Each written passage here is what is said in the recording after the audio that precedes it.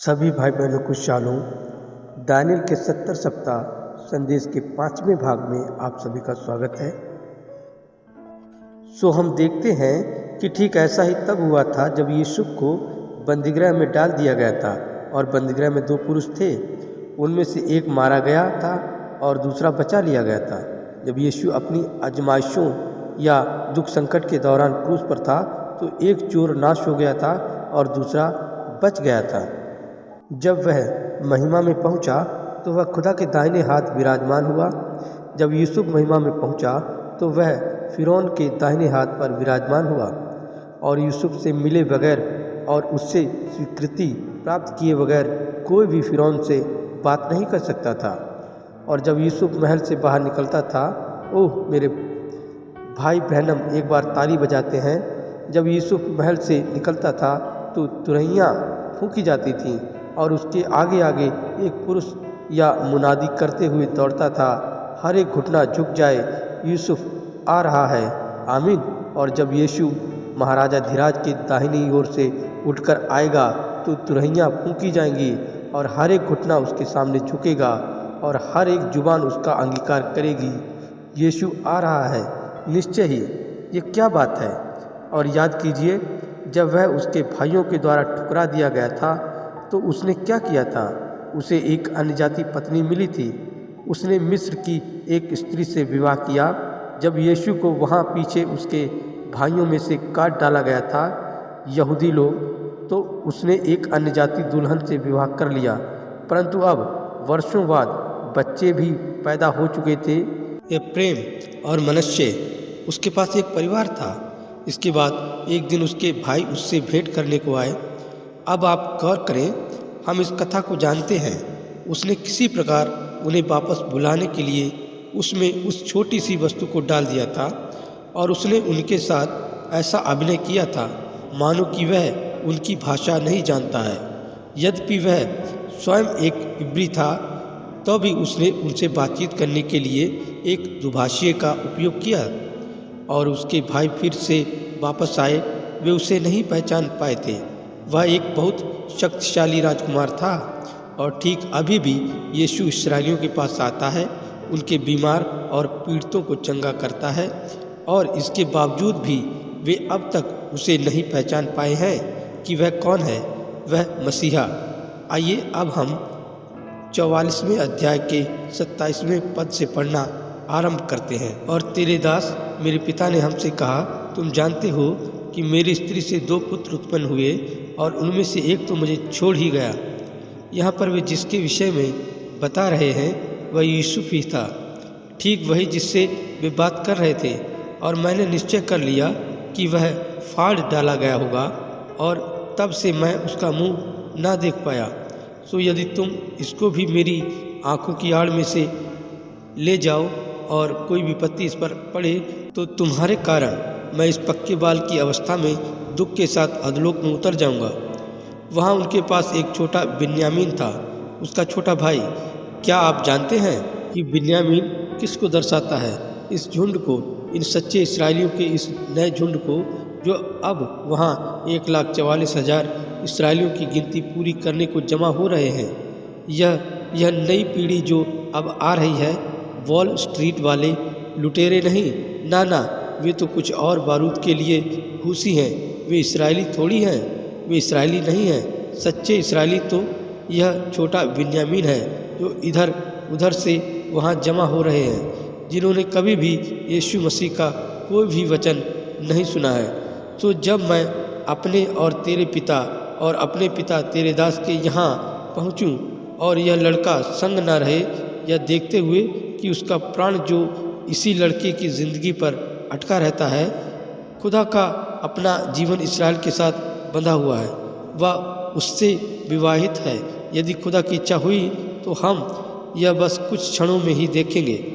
वह इस्राएल से विवाहित है, उसकी ज़िंदगी उससे बंधी हुई है। जिस प्रकार मेरा जीवन मेरी पत्नी श्रीमती ब्रैंडम से बंधा हुआ है और आपका जीवन आपकी पत्नी से जुड़ा हुआ है, आपका जीवन इसमें लिपटा हुआ है और खुदा इस्राएल के साथ विवाहित है। और वह क्या था? याकूब ने कहा था, मेरा प्राण इस लड़के में अटका हुआ है, मैं तो इस कारण यह देख कि वह लड़का हमारे संग नहीं है। आप जानते हैं यूसुफ बिन्यामीन को अपने पास रखना चाहता था। हम इस कथा को जानते हैं। वह तुरंत मर जाएगा उसका पिता। तब तेरे दासों के कारण तेरा दास हमारा पिता जो पक्के बालों की अवस्था का है शोक के साथ अधोलोक में उतर जाएगा। आप इस याचिका को जो रूबेन यूसुफ से कर रहा है ध्यानपूर्वक सुने। फिर तेरा दास अपने पिता के यहाँ यह कह के इस लड़के का जामिन हुआ है कि यदि मैं इसको तेरे पास न पहुँचा दूँ तब तो मैं सदा के लिए अपराधी ठहरूंगा। सो अब तेरा दास इस लड़के की संगति प्रभु का दास होकर रहने की आज्ञा पाए। ओ मेरे, देखा वह ठीक अपने भाई यूसुफ के सम्मुख खड़ा हुआ है। वह यूसुफ है और वह उसे नहीं जानता था। ओ भाइयों, थोड़ा इंतज़ार करें जब तक वह 1000 साल शुरू नहीं होते हैं। इस लड़के की संगति अपने प्रभु का दास होकर रहने की आज्ञा पाए। अब आप उसके निवेदन को ध्यानपूर्वक सुने।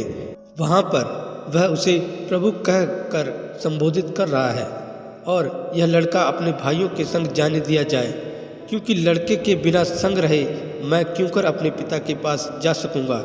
ऐसा ना हो कि मेरे पिता पर जो दुख पड़े वह मुझे देखना पड़े। करुण निवेदन कर रहे हैं, स्वयं अपना जीवन देने को तैयार। कैसे वे यहूदी वहाँ पर हाथ उठाए खड़े हुए होंगे। ध्यान दें। अब आप 45वें पद पर ध्यान दें, ध्यानपूर्वक सुने। इसे सुनने में चूकिएगा नहीं।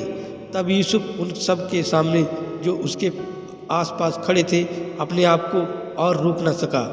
भाइयों, यह तब होगा जब पाप का अंत हो जाएगा, अविश्वास छितरा दिया जाएगा। और वह रोने लगा और उसने अपने आसपास से सब लोगों को बाहर करवा दिया। भाइयों के सामने अपने को प्रकट करने के समय यूसुफ के संग और कोई मनुष्य न रह गया। ये क्या है, यहाँ तक कि उसकी अपनी पत्नी भी वापस महल में चली गई थी। ओ मेरे, जब यीशु वापस आता है तो दुल्हन महिमा में है। हम अभी यहाँ इसे देखेंगे ताकि अपने आप को उन पर प्रकट करे। तब वह चिल्ला चिल्ला कर रोने लगा। यूसुफ अपने आप को और अधिक ना रोक सका था और वह चिल्ला उठा था। और मिस्रियों ने यह सुना और फिरौन के घर के लोगों को भी इसका समाचार मिला। महल के अंदर तक उन्होंने यूसुफ का चिल्लाना सुना था। अब यह एक नमूना है मसीह और इस्राएलियों के मिलन का, कि वह जानता है कि उसने उन्हें अंधा किया था ताकि हमें एक अवसर मिल सके, परंतु जब वह उनके पास फिर से वापस आएगा तो इस्राएल के पाप का अंत हो जाएगा। तब यूसुफ अपने भाइयों से कहने लगा, मैं यूसुफ हूँ। आप क्या सोचते हैं कि यीशु क्या कहेगा? मैं तुम्हारा मसीह हूँ, मैं वह ही हूँ जिसे तुमने क्रूस पर चढ़ाया था। क्या मेरा पिता अब तक जीवित है? इसका उत्तर उसके भाई ना दे सके क्योंकि वे उसके सामने घबरा गए थे। ओह, मुझे यहाँ पर 1 मिनट के लिए रुकना होगा। आइए अब हम जकरिया नबी की पुस्तक में से 12वां अध्याय निकालें। मेरे साथ जकरिया की पुस्तक निकालें। जकरिया की पुस्तक का 12वां अध्याय। और हो सकता है कि मैं इस विषय पर थोड़ा अधिक समय ले रहा हूँ प्रचार करने हेतु, परंतु मैं आशा करता हूँ कि ऐसा नहीं है। मैं तो केवल यह चाहता हूँ कि आप इसे भली भांति समझ जाएं। अब जकरिया की पुस्तक निकालें और उसमें से जकरिया का 12वां अध्याय निकालें और देखें कि जब वह अपने भाइयों के सम्मुख खड़ा है तो वह क्या कहने जा रहा है।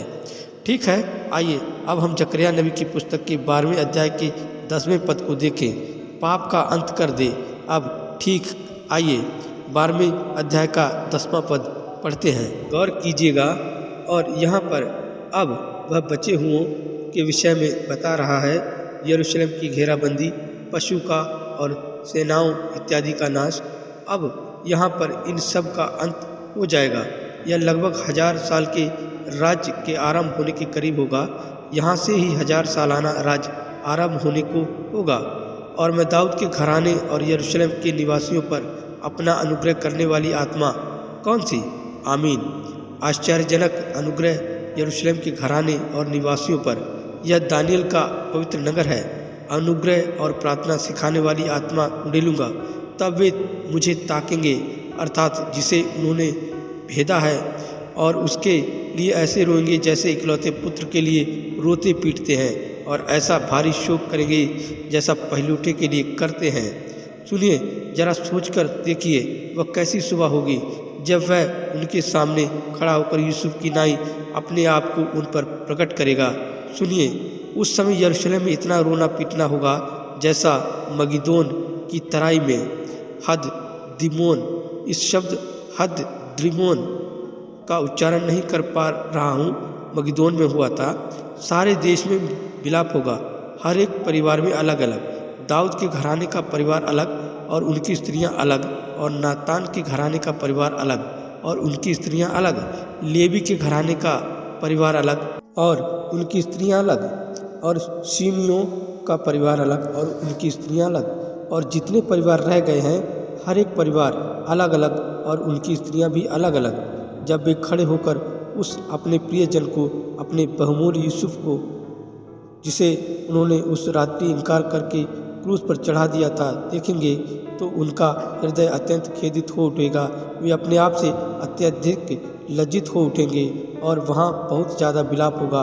और वे उससे कहेंगे, तुझे ये घाव कहाँ पर लगे?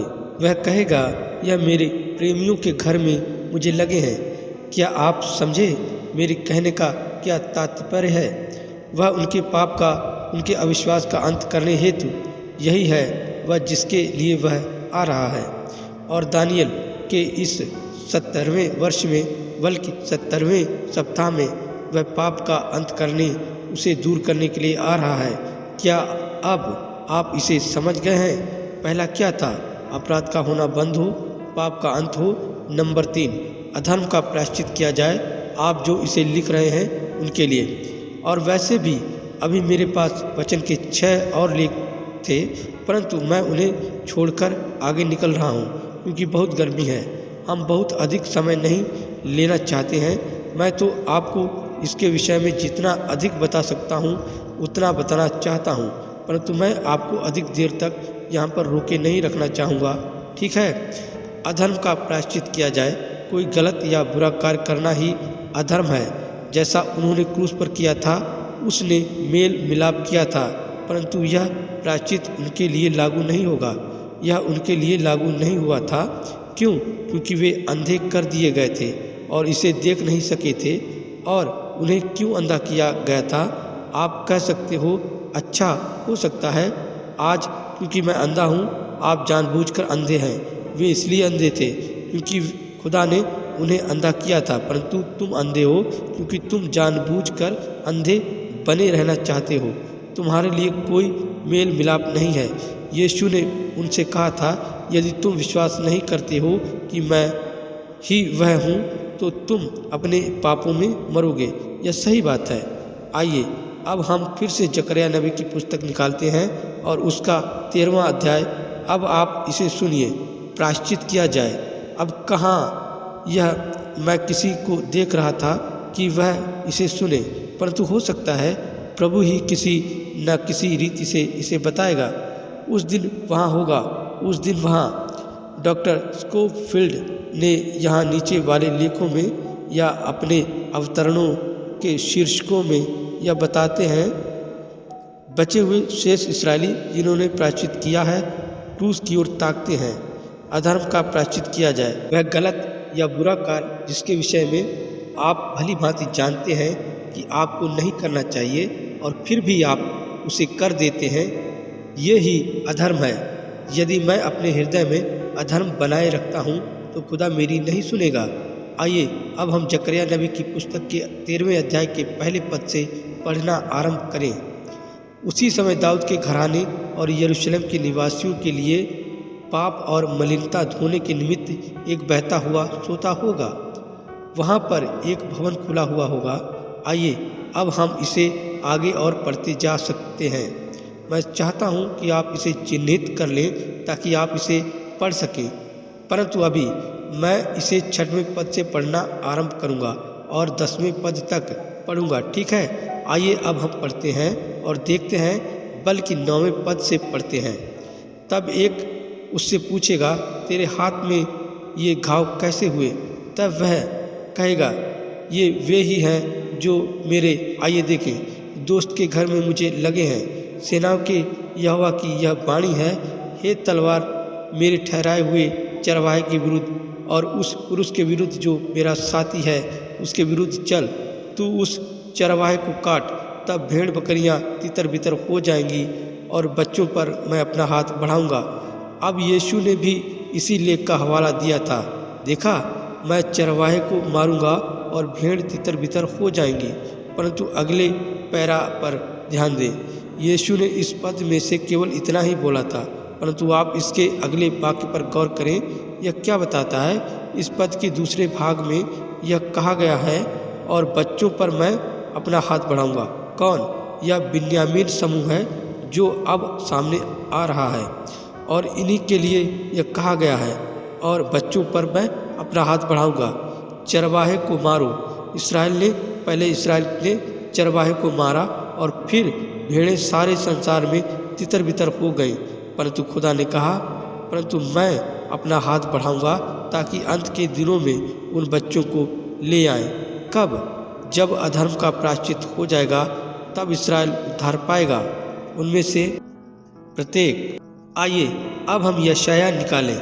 यशाया का 66वां अध्याय निकालते हैं और इसे कुछ क्षण के लिए पढ़कर देखते हैं कि खुदा इस्राएल के उद्धार पाने के विषय में क्या कहता है। खुदा इस्राएल का उद्धार करने के लिए कितना समय लेगा? अब देखिए, गौर कीजिए कि यह कितना शीघ्र होगा।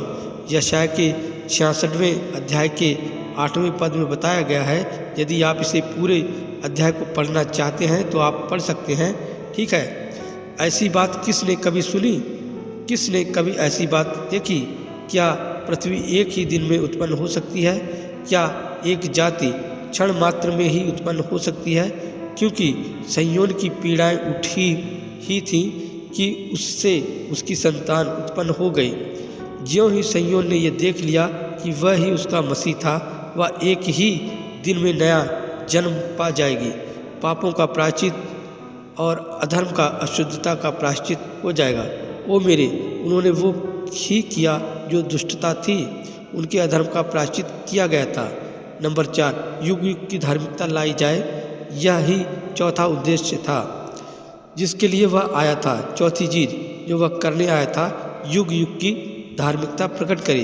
अपराध का होना बंद हो, पापों का अंत और अधर्म का प्रायश्चित किया जाए और युग युग की धार्मिकता प्रकट होवे।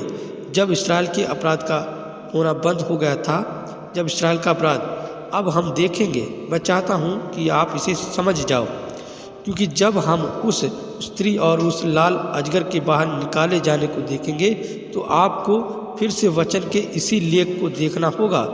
इसको लिखने में चूकिएगा मत। जब इस्राएल के अपराध का होना बंद हो जाएगा तो शैतान जो उन पर और हम पर भी दोषारोपण करता है, शैतान अथाह कुंड में मोहर बंद कर दिया जाएगा। तब क्या होगा? तब युग युग की धार्मिकता प्रकट होगी, कुछ ऐसा जिसका अंत नहीं हो सकता है। वह सब कुछ इसलिए कि अधार्मिकता समाप्त कर दी जाएगी। आइए अब हम 1 मिनट के लिए प्रकाशित वाक्य के 20वें अध्याय के 13वें पद को निकालें और उसे यहाँ पर 1 मिनट के लिए पढ़ें। प्रकाशित वाक्य 20-13 नहीं, मुझे क्षमा कीजिए, प्रकाशित वाक्य 1 से 3 तक है। यह मैंने उस छोटे से चिन्ह को नहीं देखा जो इसके बीच में था। मेरा पसीना मेरी आंख में चला गया था। ठीक है, आइए अब हम प्रकाशित वाक्य 20 पढ़ते हैं। फिर मैंने एक स्वर्गदूत को स्वर्ग से उतरते देखा, जिसके हाथ में अथाह कुंड की कुंजी और एक बड़ी जंजीर थी, और उसने उस अजगर अर्थात पुराने सांप को, जो इब्लीस और शैतान है, पकड़ के 1000 वर्ष के लिए बांध दिया और उसे अथाह कुंड में डालकर बंद कर दिया और उस पर मुहर कर दी कि वह 1000 वर्ष के पूरे होने तक जाति जाति के लोगों को फिर ना भरमाए। इसके बाद अवश्य है कि थोड़ी देर के लिए फिर खोला जाए। युग युग की धार्मिकता स्थापित की जाए। शैतान अथाह कुंड में होगा, और जब वह यह करता है और शैतान को अथाह कुंड में मुहर बंद कर देगा जिसने लोगों को भरमाया था। आइए अब हम हबक्कूक का दूसरा अध्याय निकालते हैं।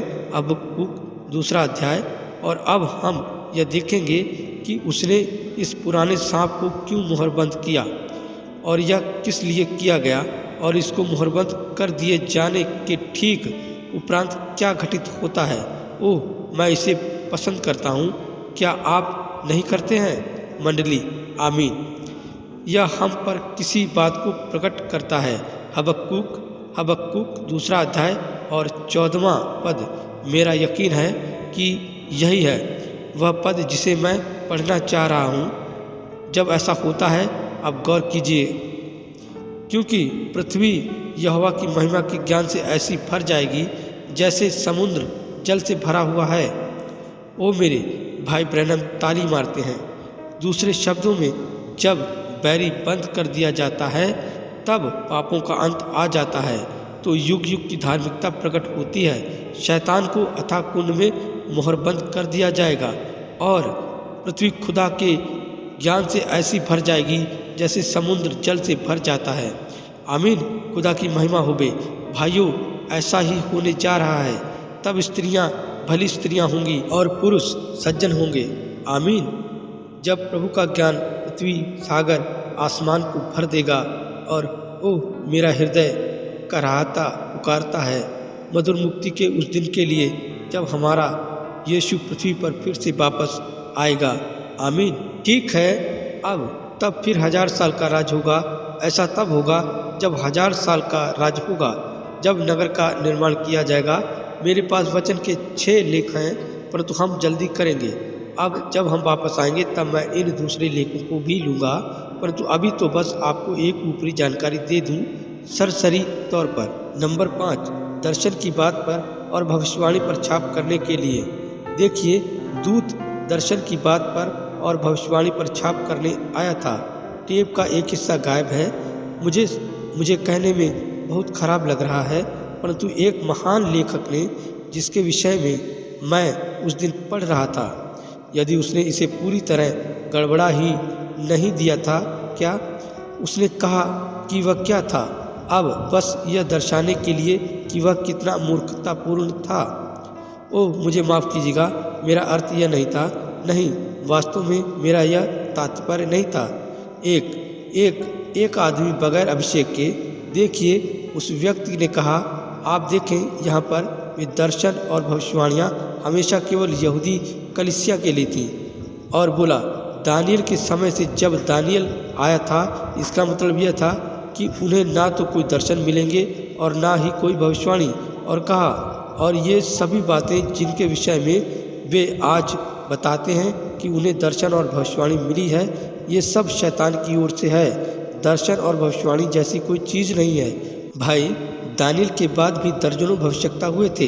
एक यूहन्ना बपतिस्मा देने वाला हुआ था, यीशु मसीह हुआ था, नए नियम में भी नबी हुए थे, वहाँ दर्शन थे, वहाँ स्वर्गदूत थे। कोई आदमी ऐसा कैसे कह सकता है?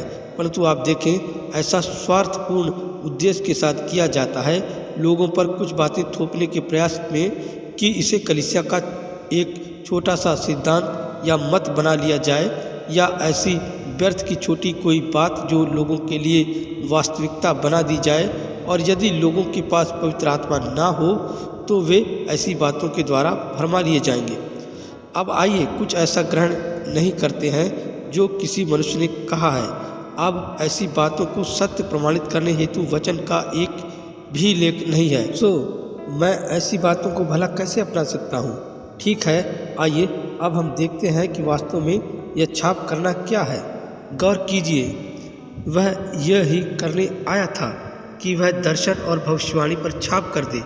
आइए अब हम दानियल नबी की पुस्तक का वही भाग निकालें जिसे हम देख रहे थे। दानियल नबी की पुस्तक में से ही हम यह देखेंगे कि क्या कहा गया है। आइए अब हम दानियल नबी की पुस्तक का 12वां अध्याय निकालें।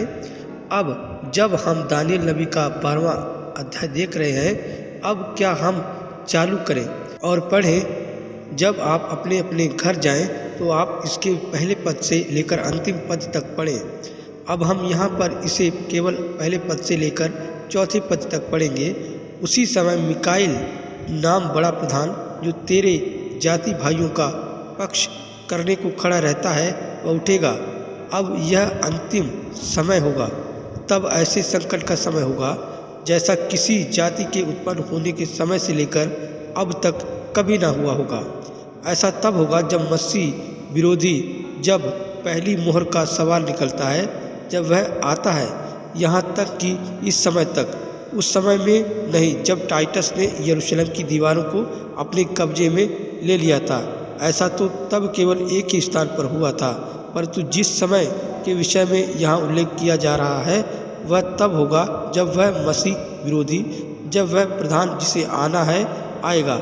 आप ध्यान दें कि वह कब आता है, यहाँ तक कि उस समय तक, परंतु उस समय तेरे लोगों में से जितनों के नाम खुदा की पुस्तक में लिखे हुए हैं वे बच निकलेंगे। हालेलुया। तेरे लोगों के नाम, इस्राएलियों के नाम एक पुस्तक में लिखे होंगे, और जो भूमि के नीचे सोए रहेंगे उनमें से बहुत से लोग जाग उठेंगे। कितने तो सदा के जीवन के लिए और कितने अपनी नामधराई और सदा तक अत्यंत घिनौने ठहरने के लिए। यह जगत में उस समय कैसे हो सकता था जब टाइटस ने यरूशलेम की दीवारों को ले लिया था? यह कैसे हो सकता था? यह हो ही नहीं सकता था। देखिए, वह तो यहाँ पर पुनरुत्थान के समय, अंत समय के लिए कह रहा है। क्या यह ठीक है ना? अब तब सिखाने वालों की चमक आकाशमंडल की सी होगी, और जो बहुतों को धर्मी बनाते हैं वे सर्वदा तारों की नाई प्रकाशमान रहेंगे। सुनिए, यहाँ पर है वह वास्तविक सच्ची छाप। परंतु हे दानियल, तू इस पुस्तक पर मोहर करके इन वचनों को अंत समय तक के लिए बंद कर दे। ये क्या है? ओ हालेलुया। कक्षा, क्या आप इसे समझ गए हैं? यह प्रकाशन यीशु मसीह का और उसकी सामर्थ का, उसकी आमद का या अंत समय का वह प्रकाशन है जो अब तक मोहरबंद था। यही है वो जो वह करने आया है। यह विद्वानों से छिपा हुआ है। इसमें कोई आश्चर्य नहीं है कि उन्होंने इस पर छाप कर दे को उन किसी भविष्यता के साथ ही जोड़ने की चेष्टा की है, और वह सब कुछ जो बहुत पुराने समय में था। इस बात में कोई भी पानी नहीं टिकेगा, परंतु दर्शन, यह दर्शन ठीक इस समय यहाँ पर तक के लिए मोहरबंद था, और यही है जिसमें मैं अपने विश्वास को रख रहा हूँ कि खुदा हम पर उन 70 सप्ताहों को प्रकट करेगा। आमीन। मोहर बंद कर दे। उसने कहा था अंत समय तक। तू इस पर अंत समय तक के लिए मोहर बंद कर दे। तू इस पुस्तक पर मोहर करके इन वचनों को अंत समय तक के लिए बंद रख दे। उसने क्या किया था? दर्शन की बात पर और भविष्यवाणी पर छाप करने के लिए दानियल ने इन बातों की भविष्यवाणी की थी। उसने इसे दर्शन में देखा था, और स्वर्गदूत दर्शन पर और भविष्यवाणी पर मोहर करने आया था। वे इसे पढ़ तो सकते हैं, परंतु वे इसे समझ नहीं सकते हैं जब तक कि अंत समय ना आ जाए। यह अंत समय क्या है? यह 70वें सप्ताह का समापन है, जब उस प्रधान का जो मसीह विरोधी है, जो इस समय स्वयं को खुदा करके दिखाता है, खुलासा हो जाएगा। हम यह कैसे जानते हैं कि यह अंत समय तक के लिए मोहरबंद है? क्योंकि दानियल बिल्कुल अंत पर पहुंच गया। यह दानियल का आखिरी अध्याय है। इस दोपहर को बहन सिम्पसन ने मुझे बताया था। वह बोली, भाई ब्रैनम, मैंने दानियल नबी की पूरी पुस्तक पढ़ ली है, परंतु मैं इसके विषय में कुछ अधिक नहीं समझ सकी हूँ।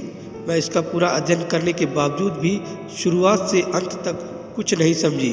यहाँ है यह बहन सिम्पसन। यदि आप आज यहाँ हैं, मेरा विश्वास है कि बहन सिम्पसन वहाँ पर बैठी हुई हैं। तब मैंने उनसे गाड़ी में कुछ भी नहीं कहा था। मैं चुप रहा क्योंकि मैंने सोचा था कि हो सकता है मैं इस पर बोलूँगा, परंतु दानियल ने नदी के तीर पर जो दर्शन देखा था उसे अंत समय तक के लिए मोहरबंद कर दिया गया था। इसे ठीक है, मैं इसे आगे तक पढ़ता हूँ। परंतु हे दानियल, तू इस पुस्तक पर मोहर करके इन वचनों को अंत समय तक के लिए बंद रख, और बहुत लोग पूछ-पाछ और ढूंढ-ढांड करेंगे और इससे ज्ञान बढ़ भी जाएगा।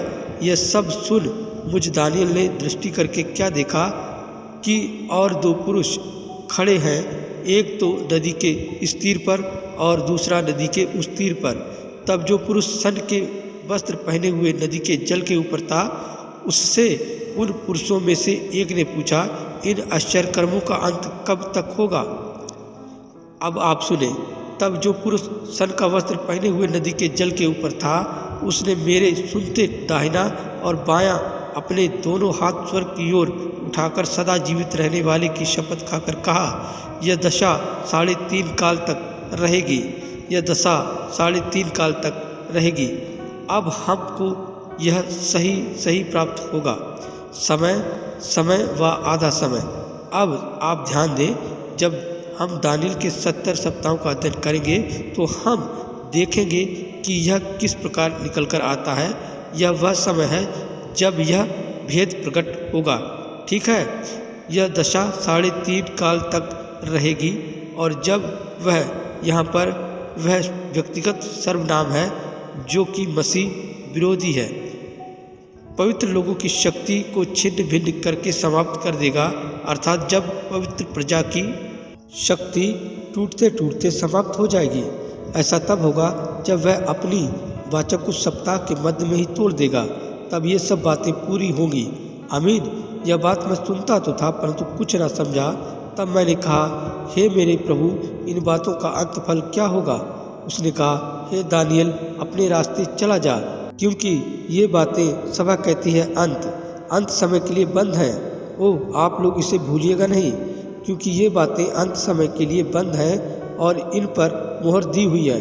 बहुतेरे लोग तो निर्मल और उजले किए जाएंगे और परखे जाएंगे, परंतु दुष्ट लोग दुष्टता ही करते रहेंगे। और उन दुष्टों में से कोई ये बातें ना समझेंगे, परंतु जो बुद्धिमान हैं वे ही समझेंगे। अंत समय का संदेश ही इसका खुलासा करेगा। यह अंतिम कलीसियाई काल में ही प्रकट होगा। महिमा होवे। देखा, आप यहाँ पर हैं। ओ मेरे, यह मुझे इसके विषय में सोचने भर से हिला देता है। यह भेद, वे सब बातें जिनके लिए गिरजों ने अपनी आंखें बंद कर रखी हैं और कहते हैं ये बकवास है। यह भेद कि यीशु मसीह कौन था, वह कोई तीसरा व्यक्ति नहीं, दूसरा व्यक्ति नहीं, तीसरा व्यक्ति नहीं, अपितु खुदा का व्यक्ति विशेष है। अन्य सभी खुदा के भेद अंत समय की पीढ़ी पर प्रकट होंगे, क्योंकि यह इस पुस्तक में यहाँ लिखा हुआ है। वे इसे धार्मिक शिक्षण संस्थानों और स्कूलों और डिनोमिनेशनों में कभी नहीं देख सकते हैं।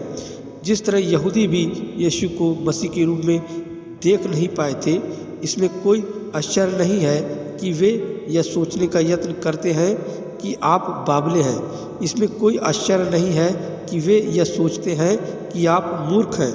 इसमें कोई आश्चर्य नहीं है कि वे यह नहीं समझ पाते हैं कि आप उनके साथ क्यों नहीं मिलकर चल पाते हैं, क्योंकि इसके पीछे सामर्थ और दर्शन खुदा का एक वचन है जो कलीसिया पर प्रकट किया जा रहा है, ताकि कलीसिया रैप्चर में जाने हेतु अर्थात स्वर्ग में उठाए जाने हेतु और घर जाने हेतु तैयार हो सके। जी हाँ, बहुत लोग पूछ पाछ और ढूंढ ढांढ करेंगे और इससे ज्ञान भी बढ़ता जाएगा। निश्चय ही ऐसा होगा।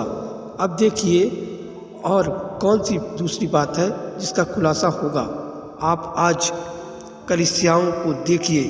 यह रही वह बात। मैं आशा करता हूँ कि यह आघात नहीं पहुँचाएगी, परंतु मुझे इसे बताना ही है। बनाते हुए उन दिनों में एक मसीह विरोधी उठ खड़ा होगा।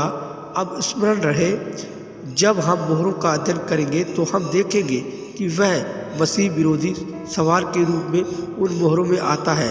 दानियल ने यहाँ पर इसके विषय में बताया है। वह प्रधान जो आएगा और उसे काटा जाएगा।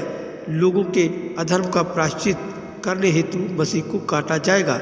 पर वह प्रधान जो उठ खड़ा होगा, जो उजाड़ने वाली घृणित वस्तु का कारण होगा ताकि उजाड़ मचाए, यह प्रधान तब भी रोम ही था जो टाइटस के रूप में उठ खड़ा हुआ था, और इस समय भी यह प्रधान रोम ही से आने वाला है जो इस घृणित कार्य को करेगा। अब आप सुनिए, अंत के दिनों में उसका प्रकटीकरण होगा जो स्वयं को खुदा करके दिखाता है, जैसा कि पवित्र आत्मा हमें दूसरा थिस्सलुनीकियों के 2 अध्याय में इसके विषय में चिताता है। आइए हम इसे दूसरा थिस्सलुनीकियों में निकालें और इसे पढ़ें, और तब आपके पास मेरा नहीं वन खुदा का वचन होगा। दूसरा थिस्सलुनीकियों के 2 अध्याय का 12वां पद देखें। आइए 2 थिस्सलुनीकियों के 2 अध्याय का 12वां पद देखें। हम इसे ऊपर से ही अर्थात 7वें पद से ही पढ़ना आरंभ करेंगे, क्योंकि अधर्म का भेद अब भी कार्य करता जाता है। यह संत पौलुस है जो पवित्र आत्मा के द्वारा यह कह रहा है, परंतु अभी एक रोकने वाला है और जब तक वह दूर ना हो जाए वह रोके रहेगा। यहाँ पर यह वह कौन है, क्या कोई जानता है? यह पवित्र आत्मा है, वो ही वह रोकने वाला है। और तब जब वह अधर्मी प्रकट होगा, कब? यह उस समय होगा जब पवित्र आत्मा उठा लिया जाएगा, जो कि अब जाने को तैयार है। वह किस लिए जा रहा है? ताकि कलीसिया को अपने साथ ले जाए, प्रकट होगा। पौलुस यहाँ पर प्रेरणा से ही कह रहा है, जिसे प्रभु यीशु अपने मुंह की फूंक से मार डालेगा और अपने आगमन के तेज से भस्म करेगा। निश्चय ही यह वह दुष्ट है। उस अधर्मी का आना शैतान के कार्य के अनुसार सब प्रकार की झूठी सामर्थ और चिन्ह और अद्भुत काम के साथ होगा। हमारी ही सबसे महानतम कलीसिया है, हमारे पास यह है, हमारे पास वह है, वह सब वैसे भी एक साथ जुड़ चुके हैं। हम ही सबसे बड़े हैं झूठे चमत्कार और नाश होने वालों के लिए अधर्म के सब प्रकार के धोखे के साथ होगा, क्योंकि उन्होंने सत्य के प्रेम को ग्रहण नहीं किया जिससे उनका उद्धार होता। और इसी कारण खुदा उनमें एक भटका देने वाली सामर्थ को भेजेगा ताकि वे उसी एक झूठ की प्रतीति करें, और यह कि जिन्होंने सत्य का विश्वास नहीं किया बल्कि अधार्मिकता में ही आनंद उठाया, वे श्रापित होंगे। क्या आप इसे समझ गए हैं? मंडली कहती है आमीन। ओह मेरे, अब पौलुस कह रहा है, जिस समय खुदा की छाप का प्रकटीकरण हो रहा होगा, तब उसके आत्मा के भेद का, उसके नाम के भेद का, उसके अनुग्रह के भेद का, उसकी कलीसिया के रैप्चर में जाने की योजना के भेद का और खुदा के अन्य सभी महान भेदों का प्रकटीकरण होगा। और पवित्र आत्मा के यूं उंडेला जाने ने ऐसा कर दिया है, यही है वह जो खुदा ने अंत के दिनों में किया है। आइए अब हम देखते हैं, क्या हमारे पास इस अंतिम उद्देश्य को देखने का समय है? मंडली कहती है आमीन। छठवां उद्देश्य है परम पवित्र का अभिषेक किया जाना। ओह मेरे यहाँ है एक, अब केवल एक ही काम रह गया है, उसे क्या अंतिम कार्य करना था। आइए अब हम पुनः दानियल की पुस्तक को खोलेंगे और देखेंगे कि उसे यहाँ पर क्या क्या करना था। 70 सप्ताह इस समय में क्या पूरा होना है? ठीक है, 70 सप्ताह इस समय में क्या समाप्त होना है? 70 सप्ताह तेरे लोगों और पवित्र नगर के लिए 70 सप्ताह ठहराए गए हैं कि उनके अंत तक अपराध का होना बंद हो, लोगों के अपराध का होना बंद हो और पापों का अंत लोगों के लिए और अधर्म का प्रायश्चित किया जाए और युग युग की धार्मिकता प्रकट हो यहूदियों के लिए, और दर्शन की बात पर और भविष्यवाणी पर अंत समय तक के लिए छाप दी जाए और परम पवित्र का अभिषेक किया जाए। यह ही उसके आने का 6 मुखी उद्देश्य था। अब हम परम पवित्र का अभिषेक किया जाए पर अध्ययन करेंगे। अब हो सकता है कि आप में से कई सिखाने वालों को यह थोड़ी देर के लिए कुछ विचित्र सा लगे, लेकिन मैं एक क्षण के लिए रुकिए, 1 मिनट के लिए रुकिए और देखिए ये कैसे होता है। यह एक अभिषेक है, किसी मनुष्य का नहीं। यीशु तो पहले से ही अभिषिक्त है। क्या यह ठीक है ना? मंडली कहती है आमीन। प्रेरितों के काम की पुस्तक बताती है कि खुदा ने ही यीशु को पवित्र आत्मा से अभिषिक्त किया था और वह बीमारों को चंगा करता और भले काम करता और ऐसे ऐसे ही अन्य कामों को करता था। यीशु तो पहले से ही अभिषिक्त है, वह मसीह है और मसीह का अर्थ होता है अभिषिक्त जन। क्या यह ठीक है ना? परंतु अंत समय में खुदा को परम पवित्र को अभिषिक्त करना है। यह परम पवित्र क्या है? मेरे इसे देखने के नज़रिए में जिसका मैं विश्वास करता हूँ, मैं इसे वचन से साबित कर सकता हूँ कि यह परम पवित्र का अभिषेक किया जाना, जो उस मंदिर का अभिषेक किया जाना है जिसका उपयोग मिलेनियम में होना है। अब सुनिए और गौर कीजिए, मैंने ऐसा क्यों कहा। इसका वर्णन यहेजकेल के 4 अध्याय में नहीं, मेरा तात्पर्य है 43वें अध्याय के पहले और 6 पद में किया गया है। आइए हम वापस यहेजकेल की पुस्तक को निकालें और देखें कि वह मिलेनियम में इसका कैसा चित्रण करता है। वे किस प्रकार अभिषेक करेंगे। यहेजकेल 43। और आइए अब हम इसके एक छोटे से हिस्से को पढ़कर देखें कि वह मिलेनियम में किस प्रकार अभिषेक करेगा। ठीक है, अब हम यहेजकेल 43 के पहले पद से पढ़ना आरंभ करके 6वें पद तक पढ़ेंगे। जब आप अपने घरों को जाते हैं तो आप इस पूरे अध्याय को पढ़ सकते हैं। मेरा यकीन है कि आपने अपने अपने पेपरों पर यहेजकेल 43 लिख लिया है। इसके बाद अब आप उस मंदिर के चित्रण पर गौर करें जो मिलेनियम में बनना है। अब पवित्र शास्त्र को पढ़ने वाला कोई भी व्यक्ति यह जानता है कि यहेजकेल 40 से 44 तक पृथ्वी पर कुछ नहीं वरन मिलेनियम के मंदिर को पृथ्वी पर स्थापित किया जाना है। कोई भी यह जानता है, समझे, तब प्रभु की महिमा उसे भर देती है और वह सभी कुछ। अब हम यहेजकेल के 43वें अध्याय के 1 से 6 पद तक इस मंदिर का वर्णन करेंगे। फिर वह मुझको उस फाटक के पास ले गया जो पूर्व मुखी था तथा इस्राएल के खुदा का तेज पूर्व दिशा से आया और उसकी वाणी बहुत से जल की गर्जन सी हुई और उसके तेज से पृथ्वी प्रकाशित हुई। और यह दर्शन उस दर्शन के तुल्य था जो मैंने उसे नगर के नाश करने को आते समय देखा था और उस दर्शन के समान जो मैंने कबार नदी के तीर पर देखा था और मैं मुंह के बल गिर पड़ा। तब यहोवा का तेज उस फाटक से होकर जो पूर्व मुखी था भवन में आ गया। तब आत्मा ने मुझे उठाकर भीतर आंगन में पहुंचाया और देखो यहोवा के तेज ने भवन को भर दिया। तब मैंने एक जन का शब्द सुना जो भवन में से मुझसे बोल रहा था और वह पुरुष मेरे पास खड़ा था। अभिषेक अभिषेक मिलेनियम के राज्य के लिए उस मंदिर का अभिषेक। अब आप लय व्यवस्था पर गौर करें। अब आप ध्यान दें कि इसे लय व्यवस्था में किस प्रकार समर्पित किया गया था। अब यदि हम लय व्यवस्था में देखें तो हम वहाँ पाएंगे कि मूसा ने मंदिर को अभिषेकित किया था।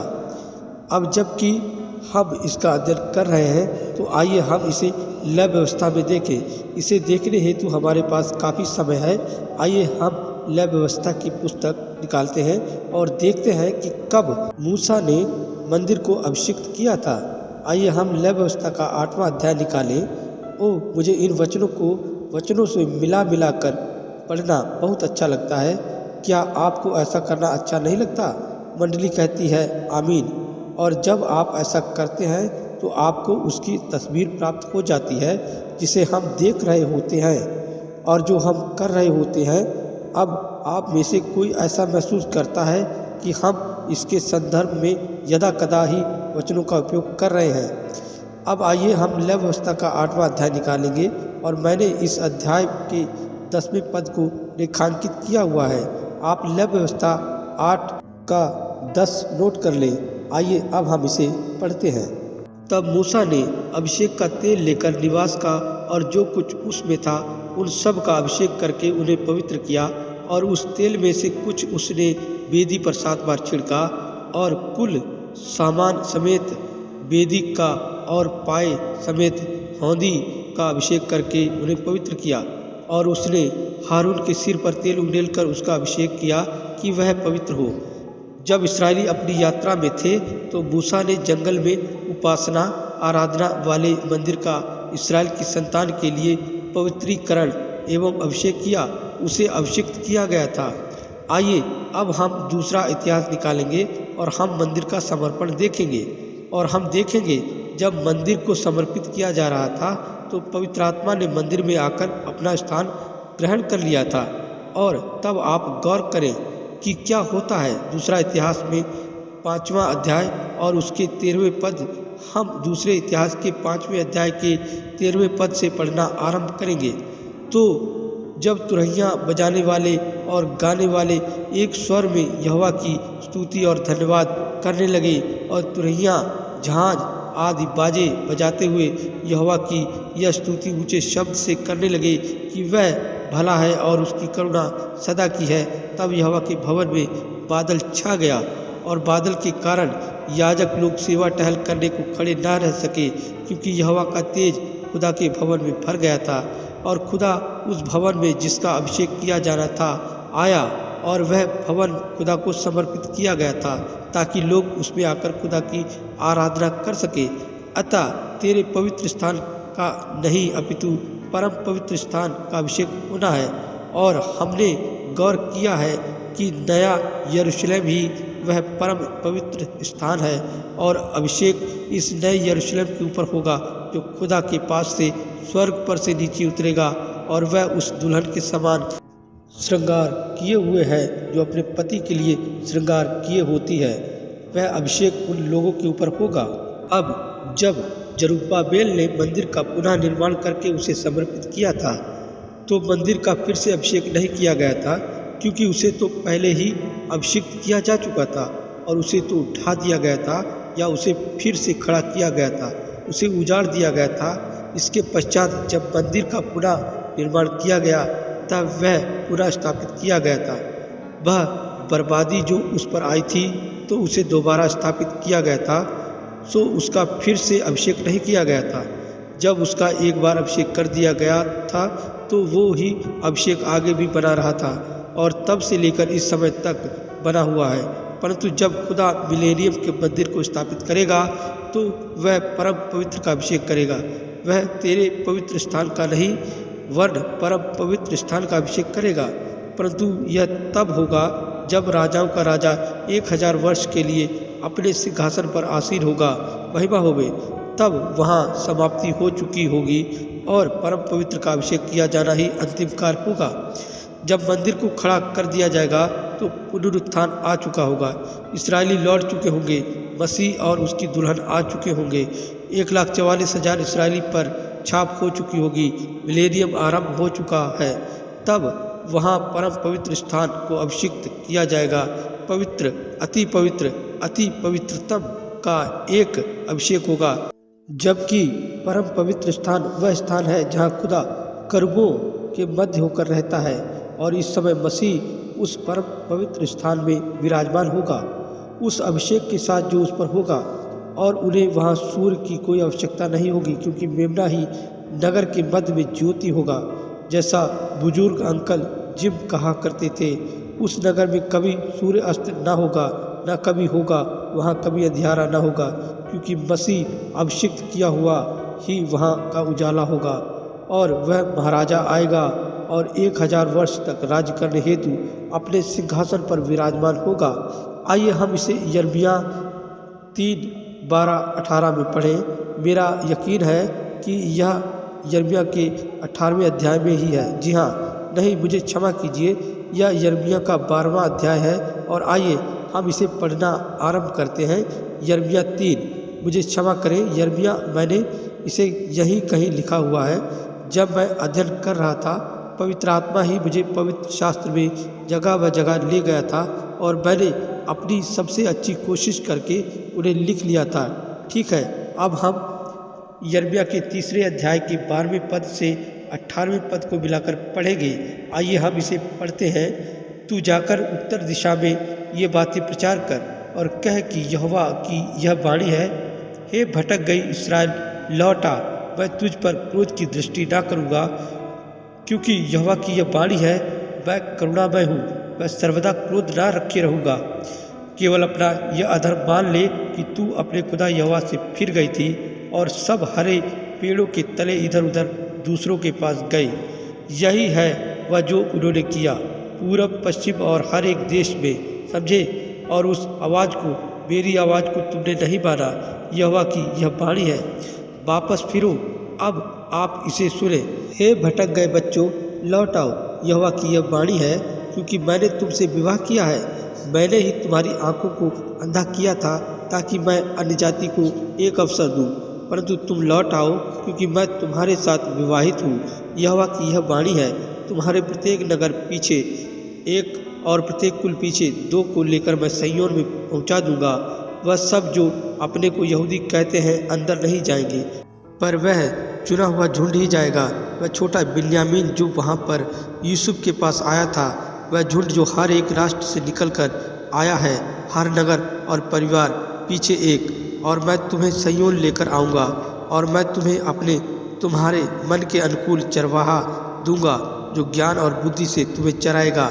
और ऐसा होगा कि उन दिनों में जब तुम इस देश में बढ़ो और फूलो फलो, उन दिनों में तब लोग फिर ऐसा ना कहेंगे, यहोवा की वाचा का संदूक यहोवा की यह भी वाणी है, उसका विचार भी उनके मन में ना आएगा, ना लोग उसको याद करेंगे और ना उसके पास जाएंगे, और फिर ऐसा कभी ना होगा। उस समय यरूशलेम यहोवा का सिंहासन कहलाएगा, क्योंकि स्वयं वह ही वहाँ होगा। देखो, और सब जातियाँ उसी यरूशलेम में मेरे नाम के निमित्त इकट्ठी हुआ करेंगी। हालेलुया। और वे फिर अपने बुरे मन की कल्पनाओं पर ना चलेंगे। प्रभु आप सभी को आशीष दे। दानियल के 70 सप्ताह संदेश का 6वां अध्याय आप सभी के सम्मुख जल्द प्रस्तुत किया जाएगा। जय मसीह।